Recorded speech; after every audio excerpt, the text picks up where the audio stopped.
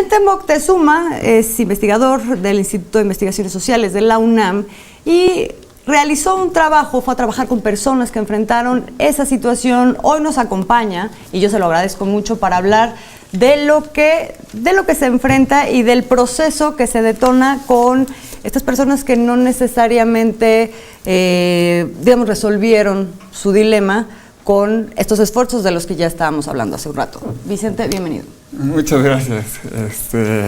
Sí, bueno, yo estoy realizando una investigación justo sobre la experiencia de los trabajadores del comercio popular en la ciudad frente al COVID, en particular frente a los momentos de mayor crisis que vivimos en los meses de mayo, junio, ¿no? Donde el encierro era obligatorio, digamos. Sí, ¿no? Siempre voluntario, pero con un llamado muy importante. Y justo un poco, o sea, como el dilema que uno encuentra ahí es, en efecto, el encierro no fue obligatorio, ¿no? A mí me parece que esa es una decisión política correcta, pero al mismo tiempo uno encuentra que muchos trabajadores no encontraron las condiciones para no verse obligados a salir de la casa, ¿no? O sea, entonces, bueno... tuvieron que hacerlo, tuvieron que salir. Sí, ¿no? Tenían que salir. Y un poco lo que yo estaba explorando pues, es ver con qué recursos se contaba, ¿no?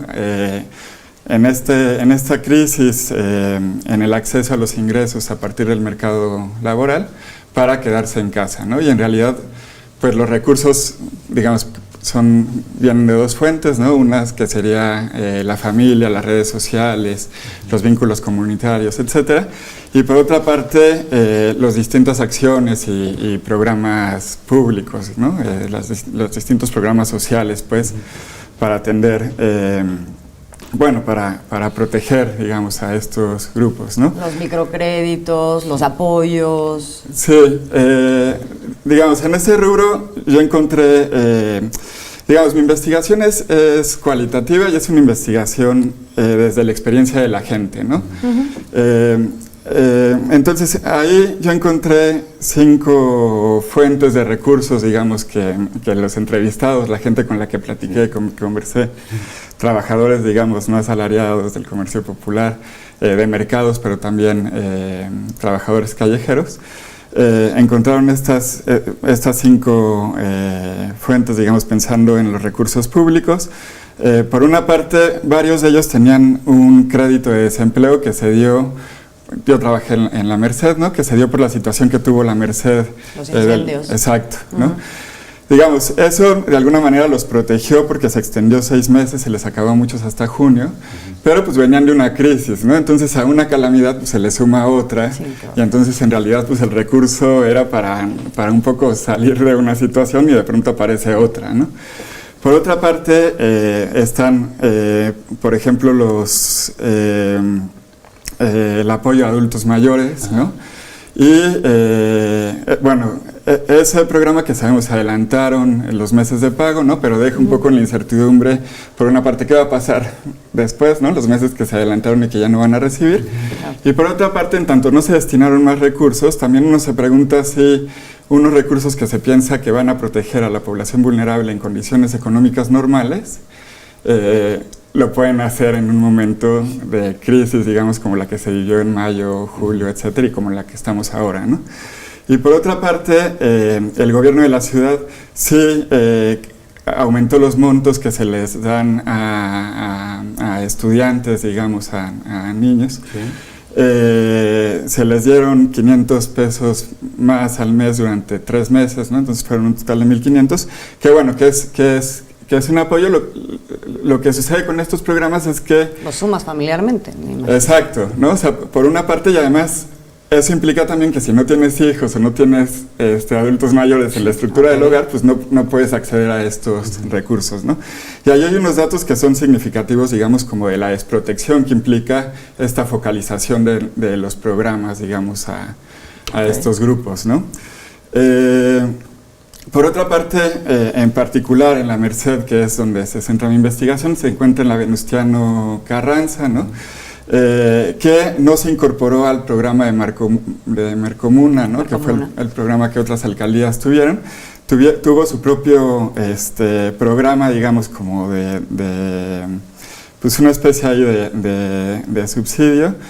La cuestión es que ese programa también estaba enfocado a la población vulnerable.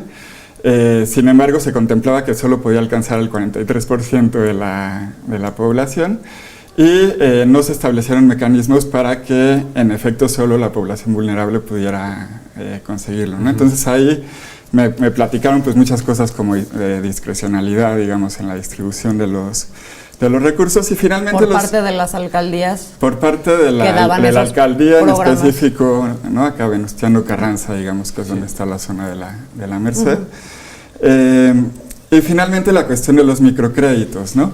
Que fue algo, digamos, que se convirtió mucho, ¿no? Los otros pues dependía un poco como de la estructura del hogar, de que se habitara en la Venustiano Carranza, ¿no? Muchos trabajadores viven en el Estado de México, en otros lados, entonces pues no contaron con ese recurso, contaban con otros, etc. Con los microcréditos, digamos, yo trabajé con una muestra pequeña, ¿no? Con 14 trabajadores en entrevistas semi-estructuradas a profundidad.